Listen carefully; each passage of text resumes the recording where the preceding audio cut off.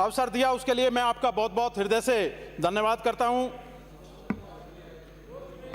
इस प्रदेश के जननायक मुख्यमंत्री श्री अशोक गहलोत साहब ने कोरोना जैसी बीमारी के चलते, जिससे पूरे देश में विश्व में आर्थिक संकट आया हुआ है, उसके बावजूद इतना बेहतरीन बजट पेश किया, उसके लिए मैं माननीय मुख्यमंत्री जी का बार बार धन्यवाद करना चाहता हूं।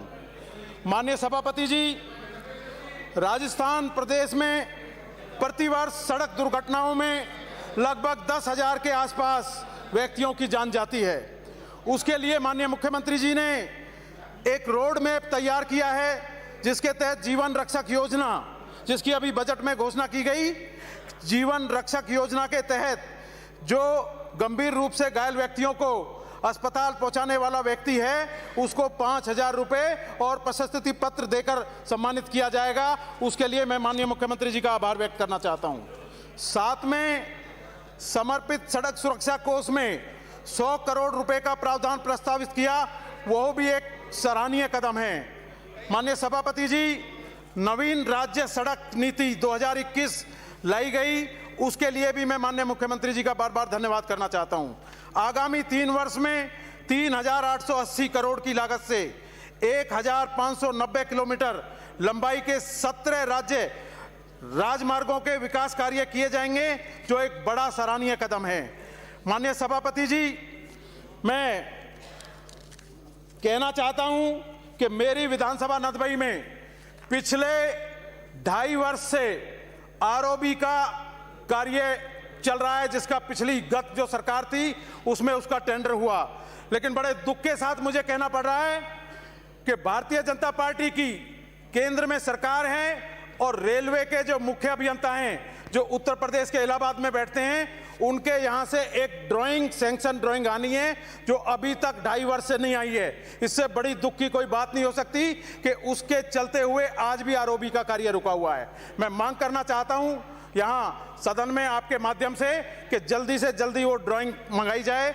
उसके साथ में फिर बाईपास का भी हमारा कार्य, जो एक बड़ा कार्य है, जिससे आए दिन मेरी विधानसभा नदबई में ट्रैफिक की समस्या रहती है, वो कार्य भी पूरा हो सकेगा।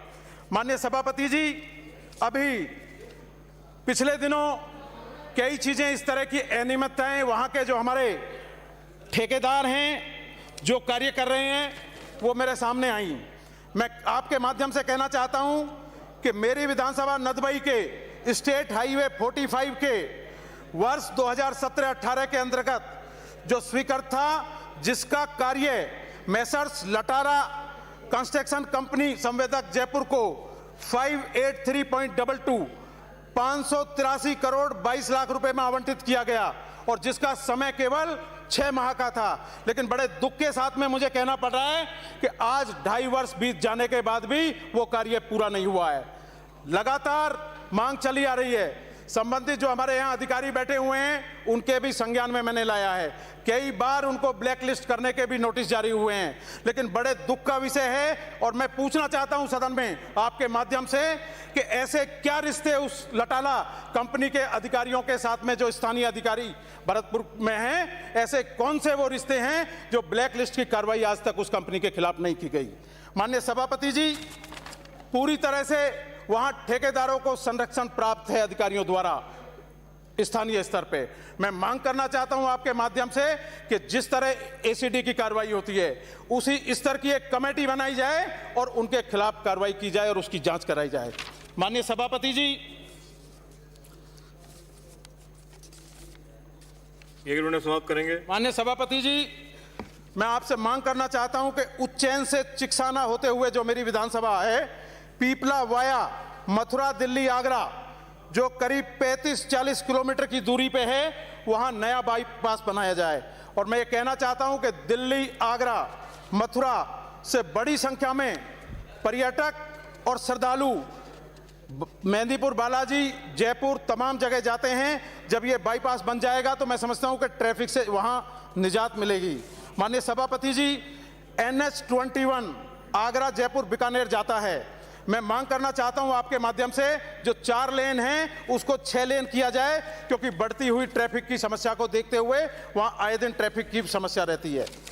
मेरी विधानसभा का डेरा नदबई मुख्य मार्ग जो है उसको भी मैं मांग करता हूं आपके माध्यम से कि 2 लेन किया जाए, जिससे ट्रैफिक की व्यवस्था वहां पे ठीक हो सके।